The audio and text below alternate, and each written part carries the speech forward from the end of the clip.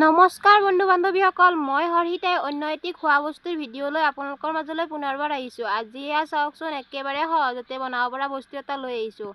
আটা যেনেকৈ ৰুটি খাবলৈ মৰা হয় তেনেদৰে মাৰি লৈ কেৱল ইয়াতে বেকিং পাউডাৰ আৰু ৰিফাইন তেলেৰে মাৰি ল'লে হৈ গ'ল। এয়া চাওক কি ধুনীয়াকৈ বনাই ল'লোঁ। আৰু এতিয়া তেলত ভাজিব লাগিব। একেবাৰে সহজতে বনাব পাৰিব। নামটো দিয়া নাই দেই, একেবাৰে নাম নোহোৱা বস্তু। আপোনালোকে নাম এটা দিব বুলি আশা ৰাখিলোঁ। ভিডিঅ'টো যদি ভাল পায় আগৰ ভিডিঅ' কেইটাৰ দৰে মৰম দিব। একেবাৰে সহজতে বনোৱা বস্তু এয়া হৈ গ'ল। এক খোলা নমাই দিলোঁ। এয়া আৰু পাছত চেনিৰ ৰসত দিব লাগিব। কি ধুনীয়া ফুলি উঠিছে চাওকচোন। কেৱল অকণমান বেকিং পাউডাৰ আৰু ৰিফাইন হ'লে হৈ যায়। কেৱল ধুনীয়াকৈ মাৰিব লাগিব। বহুত সময় মাৰি ল'লে বেছি কোমল হয় আৰু বস্তুটো।